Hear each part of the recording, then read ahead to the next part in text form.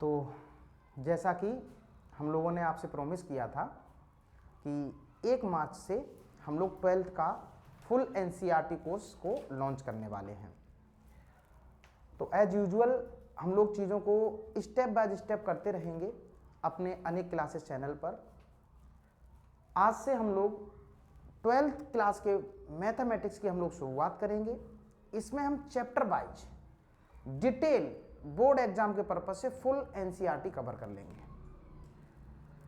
अगर कोई बंदा जेई तक जाना चाहता है, चाहे वो जेई मेंस की बात कर ले, चाहे जेई एडवांस की बात कर ले, तो जो भी कॉन्सेप्ट जेई वाले हो रहे होंगे उसको भी इन डिटेल में आगे तक पहुंचा देंगे। टारगेट हमारा बोर्ड एग्जाम रहेगा। इसी सिलसिले को अगर मैं बता दें बेटा, तो जो स्टूडेंट्स पहले दिन से जुड़ते हुए चलेगा तो उसे इस सीरीज का बहुत फायदा मिलता रहेगा। हालांकि मैं टॉपिक बाय जब भी वीडियोज डालूंगा तो डिस्क्रिप्शन में हर एक का लिंक देता रहूंगा, जिससे वो बच्चे को कोई भी परेशानी ना हो। मैं बात कर लेता हूं कि 12th के सिलेबस की। 12th के अगर मैं सिलेबस की बात करूं तो ये 2 किताबों में डिवाइड है बेटा। कितने में डिवाइड है? 2 किताबों में डिवाइड है। 12th का जो मैथ्स है बेटा, 12th का जो आपका मैथ है, 12th का जो मैथ है बेटा आपका, 12th की अगर मैं मैथ की बात करूं बेटा, इसमें 2 किताबें हैं। बुक 1, इसको हम कई बार वॉल्यूम 1 भी बोल देते हैं, और बुक 2 जिसको हम लोग वॉल्यूम 2 कह देते हैं। वॉल्यूम 2 कह देते हैं। बुक 1 और वॉल्यूम 1 और बुक 2 और वॉल्यूम 2। ये हम लोग इसमें complete NCERT with examples, all examples and exercise सारी करने वाले होंगे स्टेप बाय स्टेप में।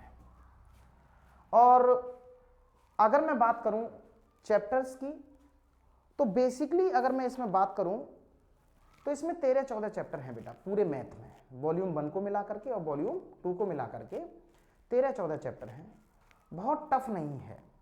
अगर मैं आपसे कहूं, अगर आप लोगों ने इवन 11th में भी बिल्कुल भी नहीं पढ़ा होगा, थोड़ी थोड़ी जानकारी भी रही होगी, तब भी इस बैच से आपको बहुत फायदा मिलेगा। आपको रियलाइज ही नहीं होगा कि हमने 11th नहीं पढ़ी, क्योंकि मैं यहां पे जो भी 11th का कॉन्सेप्ट होगा मैं पूरा का पूरा इसमें जो यूज होने वाला होगा मैं बताता चलूंगा।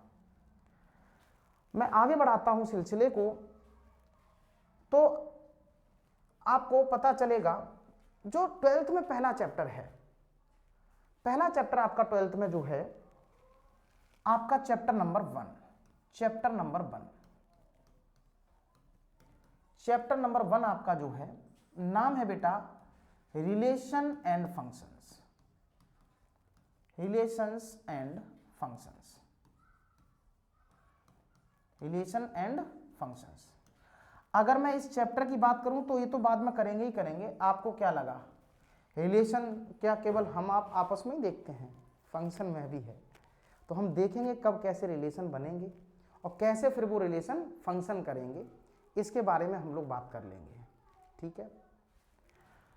अगर मैं इस बात करूं तो इस चैप्टर से आपको रिलेशन से याद आया तो मैं एक शायरी आपको जो यहाँ पे लिखी हुई है, रूह से जुड़े रिश्ते पर फरिश्तों के पहरे होते हैं, कोशिश कर लो तोड़ने की और ये गहरे होते हैं।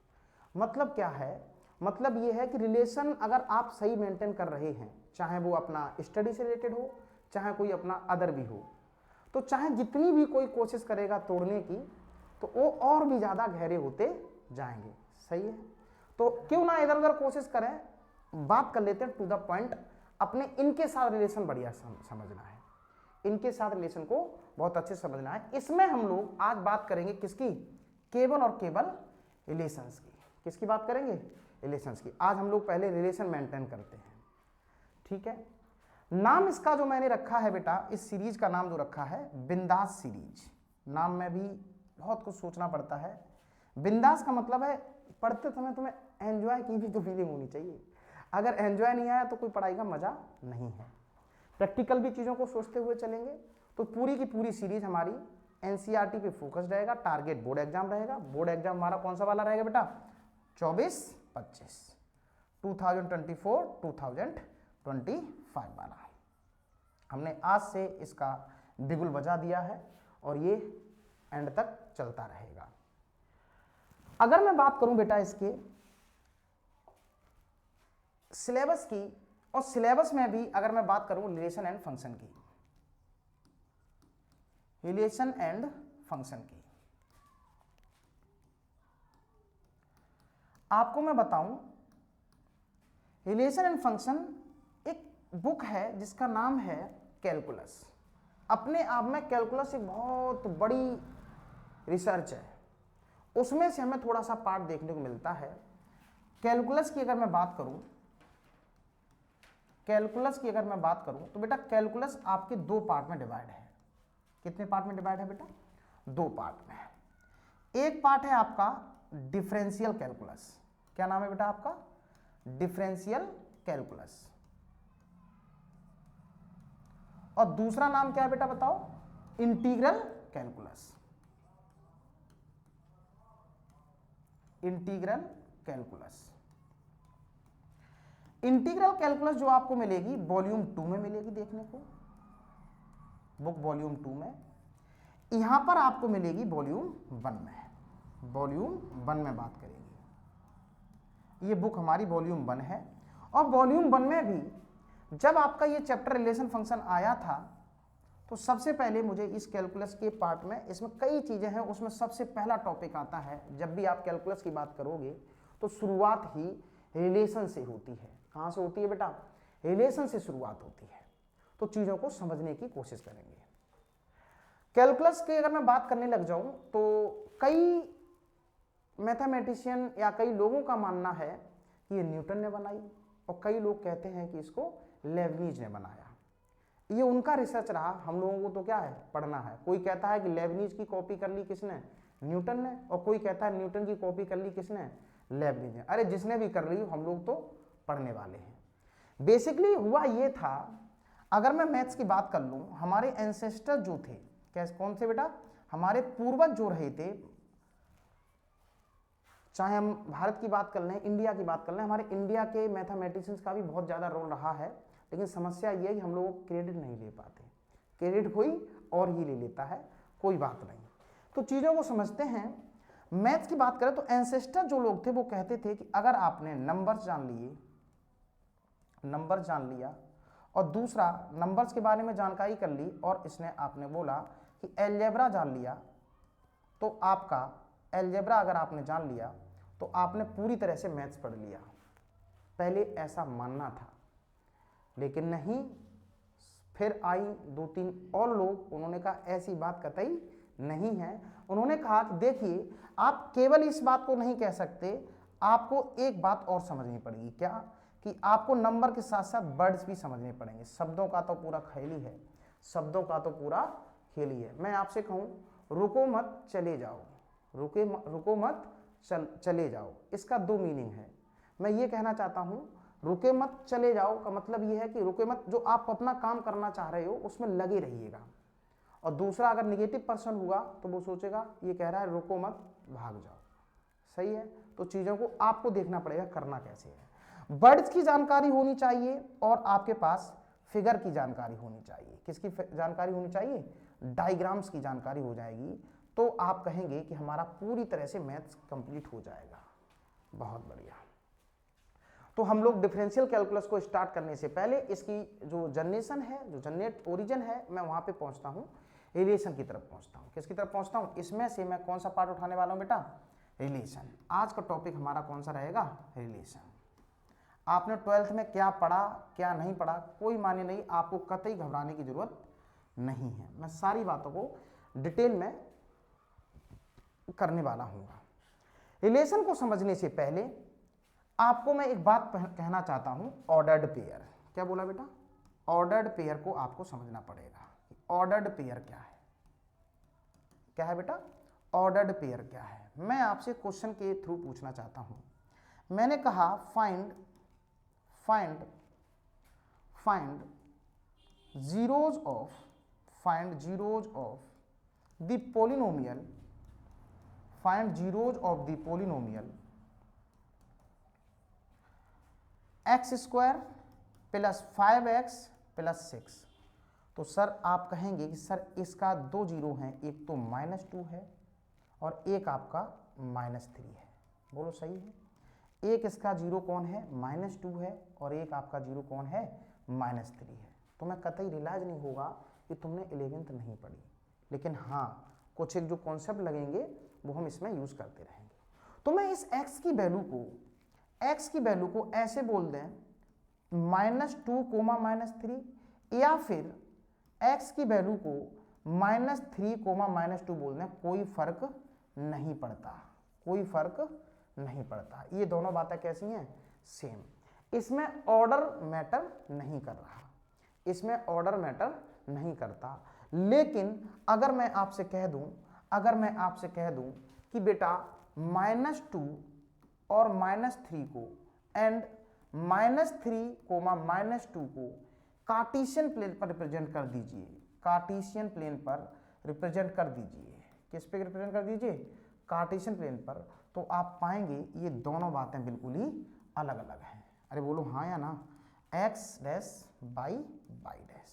तो बेटा दोनों ही निगेटिव चल रही है, तो मैं निगेटिव की ही बात कर लेता हूँ अभी फिलहाल। ये हमारे पास निगेटिव की बात करोगे। बोलो सही है यार? अगर मैं आपसे कहूँगा कि आप इस वाले पॉइंट की बात कर रहे होगे तो ये बेटा 1, 2, 3, 4, बोलो सही है? -1, -2, -3, ये वाले पॉइंट बेटा प्लस का 1, 2, 3 और ये 4, और ये बेटा -1, -2, -3। तो आप कहोगे सर ये -2 जो है ना, -2 ये रहा और -3 ये रहा, ये वाला पॉइंट रहा बेटा कौन सा? -2, -3। बोलो सही है? और अगर मैं आपसे कहूँ -3, 2, तो -3, -2 आपका ये रहेगा यहाँ पर। सही है? -3, -2, ये वाला पॉइंट है -3, -2। मुझे लगता है आप ऑर्डर से बहुत भली भांति परिचित हो चुके हैं। ऑर्डर एक स्पेसिफिक लोकेशन बताएगा, स्पेसिफिक नंबर बता रहा होगा इस दुनिया में। क्या समझ में आ रहा है यार? तो अगर मैं आपसे कह दूं कि अगर if a, b and b 3, 4 are equal, तो जब भी मैं ब्रैकेट लगा दूंगा, अगर मैं ऐसे लिख दूं 2, 3 या फिर 3, 2, तो आप कहोगे कोई बात नहीं सर, सेम बात है। कैसी बात है? सेम बात है। और अगर मैं इसको ब्रैकेट में भर दूं 2, 3 और मैं लिख दूं 3, 2, तो आप कहोगे सर आप ऑर्डर बताना चालू कर दिए हैं। क्या बताना चालू कर दिए हैं? ऑर्डर बताना चालू कर दिए। तब आप कह देंगे सर ये वाली बातें इक्वल नहीं है। कैसी बातें नहीं है बेटा? ये इक्वल नहीं है। निखिल बेटा समझ आ रहा है? चलिए, तो अगर मैं आपसे कहूं ये दोनों बातें इक्वल हैं, इसका मतलब ये हुआ a, b इक्वल हो गया बेटा किसके? 3, 4। तो आप कमेंट कर दोगे a इक्वल टू कितना है? 3 और b इक्वल टू कितना बेटा? 4। कोई दिक्कत किसी को? कोई दिक्कत नहीं होनी चाहिए। तो अगर मैं ऐसे कह दिया तो आप ये भी कह सकते हो कि सर x + 2, y - 4 अगर इक्वल है किसके? 3, 4 के, तो x और y निकाल सकते हो क्या? तो बिल्कुल आप निकाल सकते हो, x भी निकाल सकते हो और y भी निकाल सकते हो। तो आप कहेंगे सर x + 2 जो है ना वो 3 के इक्वल है, तो x = 1 होगा। क्या होगा बेटा? 1 होगा। और आप कहेंगे y - 4 = बेटा 4 है, तो y = कितना होगा? 8 होगा। तो x की 1 वैल्यू पे ये फिक्स बातें सेटिस्फाई करेगा। ठीक है बेटा? तो आपने ऑर्डर जाना। क्या जाना बेटा? ऑर्डर के बारे में जाना। अच्छा, मेरा कॉन्सेप्ट था बेटा रिलेशन। क्या था बेटा? रिलेशन। आज का टॉपिक जो हमारा चल रहा है क्या? रिलेशन। जैसा कि आपको पता है सबसे पहले हम लोग क्या कर रहे होते हैं? इंट्रोडक्शन करते हैं। क्या करते हैं बेटा? इंट्रोडक्शन करते हैं। तभी जब मुलाकात करेंगे तभी तो कहानी आगे बढ़ेगी, कि पहली बार में ही सारी चीज़ें पूछ लेंगे नहीं ना। मुलाकात कर लेते हैं। देखिए, रिलेशन होने के लिए कम से कम कितने लोग होने चाहिए? 2। कितने लोग होने चाहिए? 2। कभी कभी अकेले में भी काम चल जाता है। ठीक है? रिलेशन का मतलब है कि जब आप जैसे कभी कभी खुद से बातें करते हो, अपने से अपने की बातें भी करोगे तो ये भी रिलेशन चलेगा। मैथमेटिकली मैं बात करने की कोशिश करूंगा। To define a relation, to define a relation, we must have two sets। क्या बोला? two sets। दो सेट, मैंने ये नहीं बोला खुद के हों या खुद ही के दोनों हों या अलग अलग हों, कैसा भी चलेगा, अपने से भी चलेगा, दूसरे भी हों वो भी चलेंगे। तो हमारे पास दो सेट होने चाहिए। क्या होने चाहिए? दो सेट, जो कि आपको 11th में बताया गया होगा। अरे बोलो, बताया गया था क्या? जी बताया गया था। मैंने कहा एक सेट आपका है बेटा कौन? ए है। एक सेट आपका क्या है? ए है। और एक सेट बेटा कौन है? बी। मैंने बोला इसमें बेटा क्या, ये है रामू, ये कौन है बेटा? रामू। ये है इसमें श्यामू, ये कौन है? श्यामू। ये मैंने कह रहा लालू, और ये मैंने कह दिया कालू। ये क्या कह दिया बेटा? कालू। सही है। यहाँ पे मैं और कुछ बोल देता हूँ।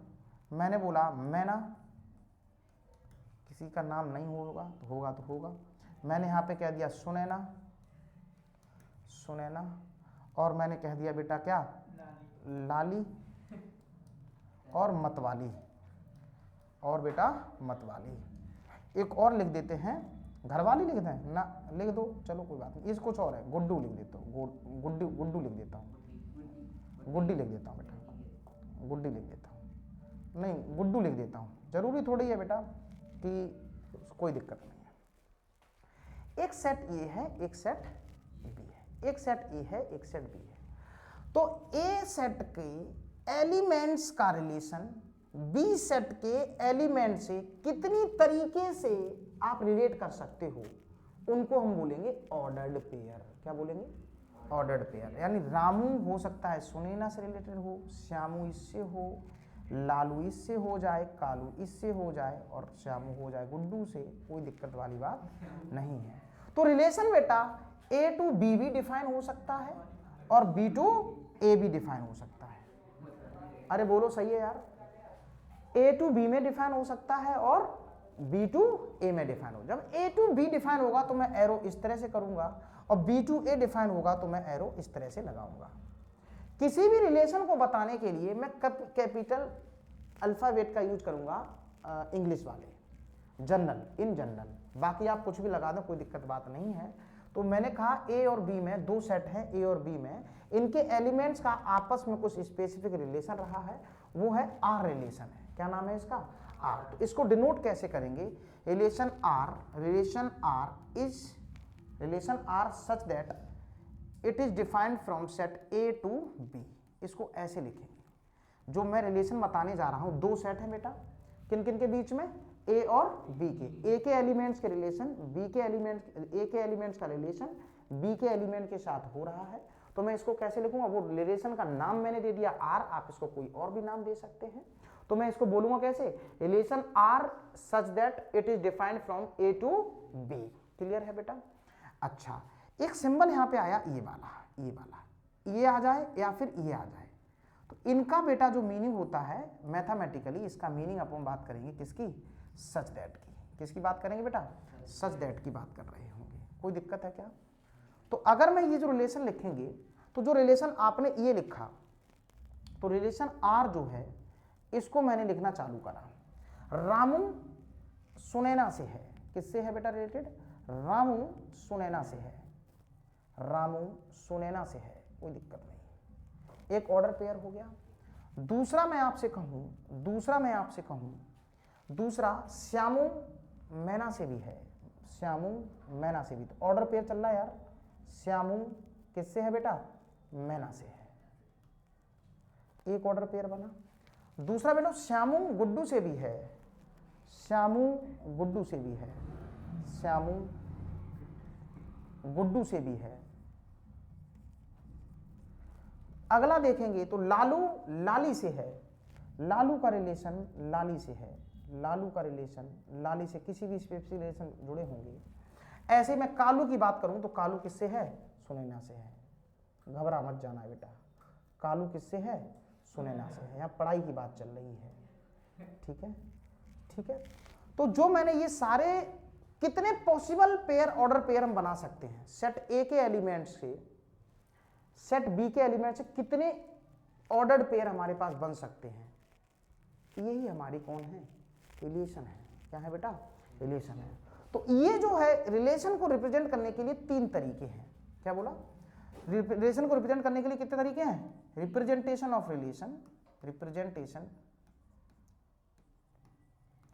रिप्रेजेंटेशन ऑफ रिलेशन 3 तरीके बताए थे। कौन कौन सा पहले बताओ, विजुअल फॉर्म। कौन सी फॉर्म बताई, विजुअल फॉर्म बताई। जो आप देख पा रहे हैं ये आपको ये वाली जो फॉर्म है ना, ये विजुअल फॉर्म है। दूसरी फॉर्म आपके पास है कौन सी, इसको बोलते हैं बेटा रोस्टर फॉर्म। क्या बोलते हैं बेटा, रोस्टर फॉर्म, या इसी को क्या बोलते हैं, tabular form. Tabular form, tabular form. ये जो हमने बात लिखी है ना, जब हम इसको ना लिख करके ऐसे लिखना चालू कर देंगे तो ये हमारी बात कौन सी हो जाएगी बेटा, टेबुलर फॉर्म या रोस्टर फॉर्म। एक फॉर्म और होती है बेटा सेट बिल्डर फॉर्म। कौन सी बेटा, सेट बिल्डर फॉर्म। तो आप कहोगे सर वो इसमें बता पाओगे, बेटा नंबर नहीं है, नंबर होते तो मैं बताता, तो तब तक के लिए देखते रहिए सामने। Set builder form, set builder form. इसी का दूसरा नाम क्या है बेटा, प्रॉपर्टी फॉर्म।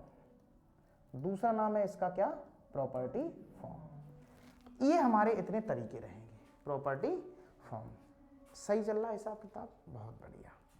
अब मैं आगे कहता हूं, अब मैं आगे आपसे कहूं, आपने ऑर्डर पेयर को डिफाइन करने के लिए मैंने या फिर नहीं सीखा तो कोई बात नहीं, आपने क्लास 11th में कार्टेशियन प्रोडक्ट के बारे में सुना होगा।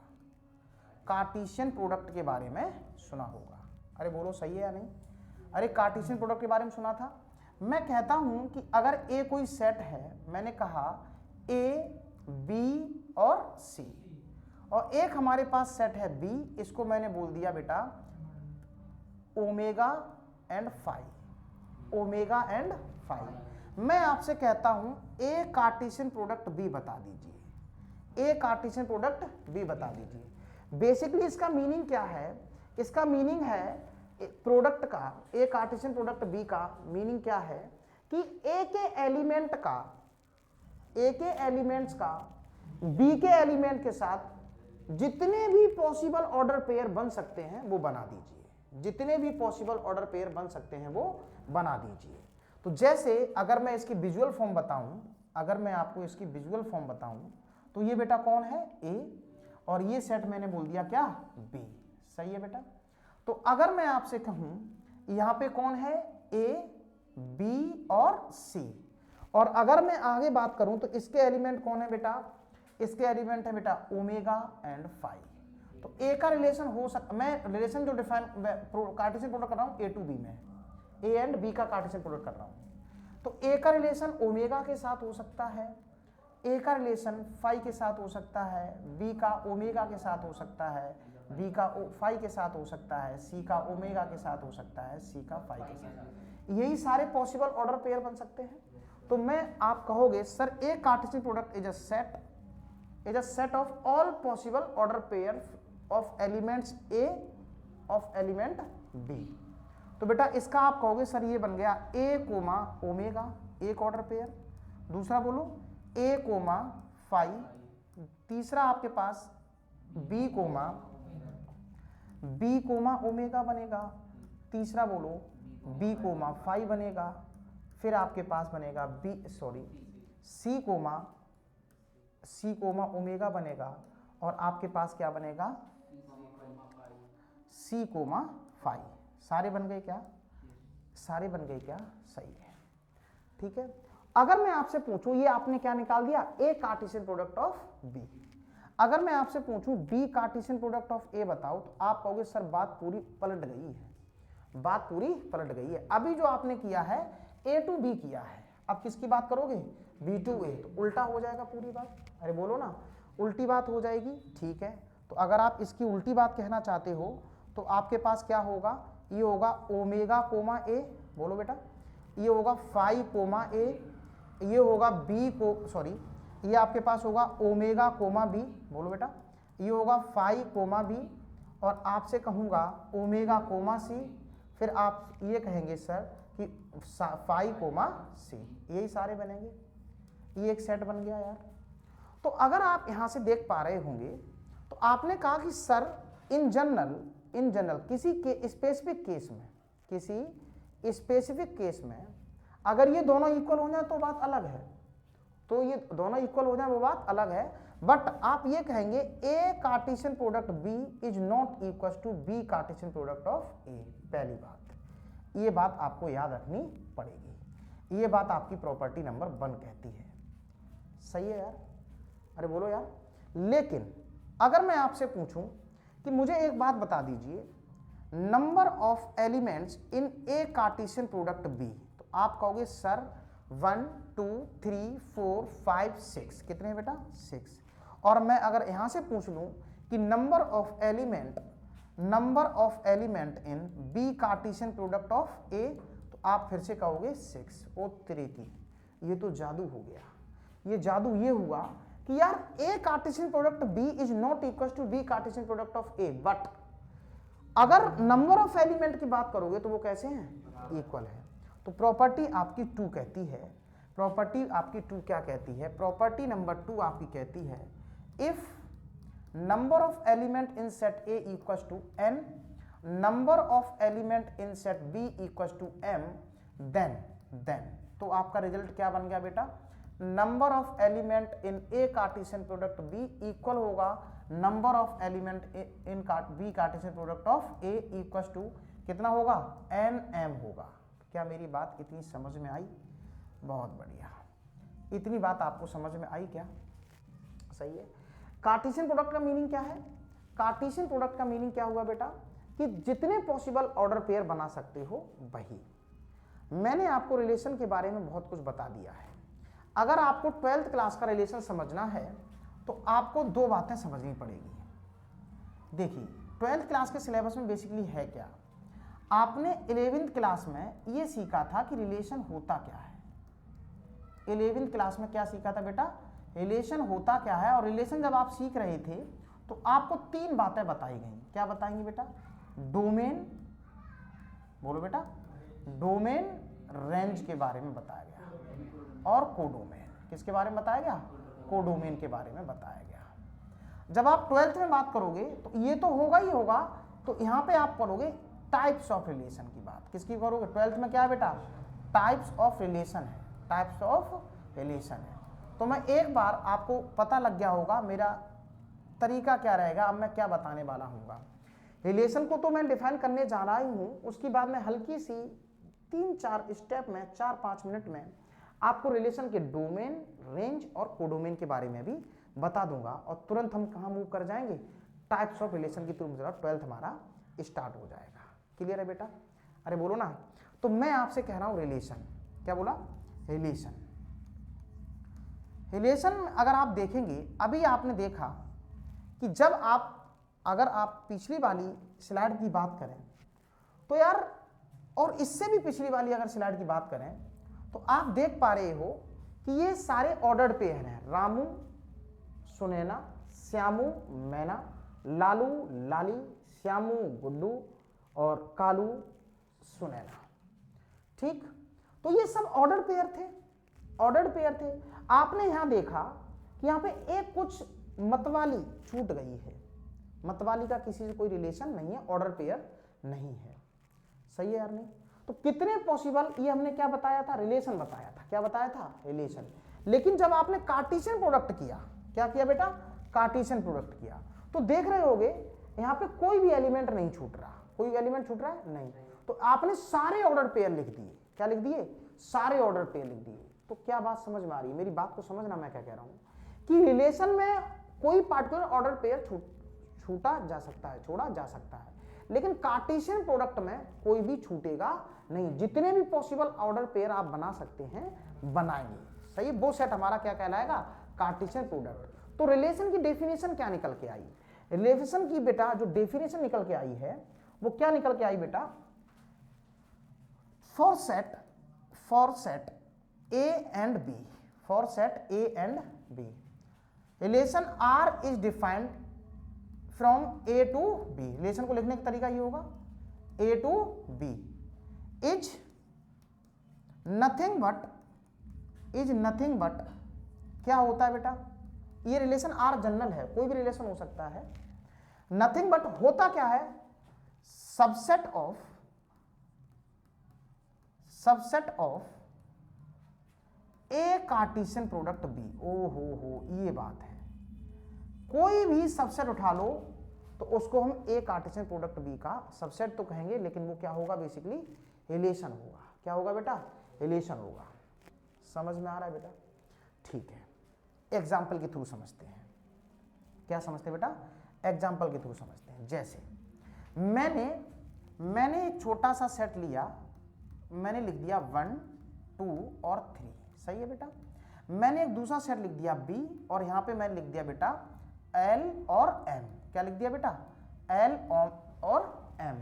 मैंने आपसे पूछा ए कार्टेशियन प्रोडक्ट B बता दीजिए। क्या बता दीजिए, ए कार्टेशियन प्रोडक्ट B बता दीजिए। तो आप कहोगे सर ये हो सकता है 1, L, बोलो यार, ये हो सकता है 1, M, ये हो सकता है क्या 2, L और 2, M। आप कहोगे सर ये हो सकता 3, L, और ये आपका हो सकता है 3, M। इससे ज्यादा कोई ऑर्डर पेयर बनेगा क्या? आपने सारे ऑर्डर पेयर लिख दिए, इससे ज्यादा नहीं बनेंगे। तो मैं कहूंगा रिलेशन क्या है, रिलेशन आपने बोला रिलेशन क्या है बेटा, रिलेशन है सबसेट और equals to A Cartesian product of B. ये बात मैं बताने चाहता हूं। मतलब क्या है, जैसे मैंने कोई एक रिलेशन उठा लिया, लेट्स से R1, तो आप कहोगे सर एक रिलेशन ये भी हो सकता है 1, L, केवल एक उठा लिया। ये सब इसका, इस वाले का ये R1 क्या सबसेट नहीं है? है सबसेट, है सबसेट। मैं आपसे कहूँ एक दूसरा रिलेशन उठा लो R2, आपने कहा ये रिलेशन आपके पास है 1, L, यहाँ पे उठा लिया 1, M, कोई पार्टिकुलर रिलेशन रहा होगा, तो ये भी अपने आप में रिलेशन। ऐसे बहुत सारे रिलेशन बन सकते हैं। क्या आ गई बात समझ? रिलेशन समझ में आ रहा है बेटा? ठीक है। तो अगर मैं आपसे कहूं, आप गौर करिए 1 2 3 4 5 6, अगर मैं इसके सबसेट की बात करूं तो एक नल सेट भी सबसेट होता है। तो नल सेट जो होता है, null set also, null set जिसको हम क्या बोलते हैं, इस तरह से भी रिप्रेजेंट करते हैं, या फिर फाई से। फाई तो सभी सेट का, सभी का रिलेशन होगा। अरे बोलो हाँ या ना, फाई तो सबका होगा। ठीक है, इसको वर्ड सेट भी बोलते हैं। क्या बोलते हैं बेटा? Word set. ठीक है, ये सब में होगा। तो मैं आपसे पूछूं इस वाले की number of, total number of subsets, total number of subsets of A Cartesian product B. तो आप कहोगे सर देखिए कितने बना लोगे, देखो 1 बन जाएगा, 2 बन जाएगा, ऐसे बहुत सारे बनाने की कोशिश करोगे तो लिखने में बहुत ज़्यादा टाइम लगेगा। सबसेट यहाँ पे कितने हैं? 6 हैं। कितने हैं बेटा? 6 हैं। लेकिन हम इसके लिए थ्योरी दे देते हैं। क्या दे देते हैं? थ्योरी। याद करते हैं, आपने पढ़ा होगा number of subsets of A, total number of element पे 2 की पावर लगा देते थे, 2 की पावर लगा देते तो टोटल नंबर ऑफ सबसेट आ जाते थे। क्या आ जाते थे? टोटल नंबर ऑफ सबसेट आ जाते थे। तो यहाँ पे मैं कहूँगा कि 2 की पावर कितने हैं सबसेट बताओ, इसमें कितने एलिमेंट हैं? 1 2 3 4 5 6, तो ये 2 की पावर 6। अगर आपको नल सेट को इन्वॉल्व नहीं करना है तो क्या कर देंगे? माइनस का 1। और अभी आपने सीखा, क्या सीखा बेटा? रिलेशन क्या होते हैं? रिलेशन क्या होते हैं? इसी के जितने पॉसिबल आउटकम, जिसके सबसेट हो, तो ये सबसेट ही तो रिलेशन थे, ये सबसेट ही तो रिलेशन थे। जी हाँ। तो एक बात समझ में आई, पूछो क्या बात? ये समझ में आई, अगला पॉइंट है जो प्रॉपर्टी नंबर 3। क्या कह सकते हो? प्रॉपर्टी नंबर 3 क्या है? मैं आपसे कहता हूं अगर आपके पास number of element in set A equals to, मैं कह देता हूं m। क्या कह देता हूं? m। Number of element in set B मैंने कह दिया n। तो मैं आपसे पूछूं then total number of relations, total number of relation from from set A to B कितने होंगे, तो आप कहोगे 2 की पावर mn, बोलो बेटा 2 की पावर mn। और कई मैथमेटिशियन जो नल सेट होता है उसको मानते नहीं है, तो हम क्या बोल सकते हैं, -1 भी लगा सकते हैं। तो दोनों बातें आपको याद रखनी पड़ेंगी। इस वाले में क्या है, इसमें नॉन एम्प्टी सेट है, केवल क्या है इसमें, नॉन एम्प्टी सेट इन्वॉल्व नहीं है, इन्वॉल्व नहीं है। लेकिन अगर आप ऐसे बोल देंगे 2 की पावर m की पावर m इंटू n, तो इसमें नॉन एम्प्टी सेट भी इन्वॉल्व है, इसमें आपका नॉन एम्प्टी सेट भी इन्वॉल्व है। क्या मेरी बात समझ में आ रही है, नॉन एम्प्टी सेट भी इन्वॉल्व है, समझ में आ गया क्या, अरे बोलो यार, ठीक है।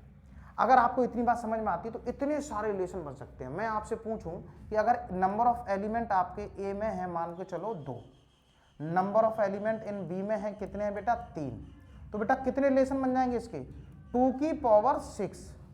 अगर इसमें नल शॉट गायब कर दें तो कितनी हो जाएगी, -1। क्या मेरी बात समझ में आ गई क्या, अरे बोलो बात समझ में आ गई क्या, ये रिलेशन हो गया। अब मैं जो आपसे बात कहने जा रहा हूं उसको समझें।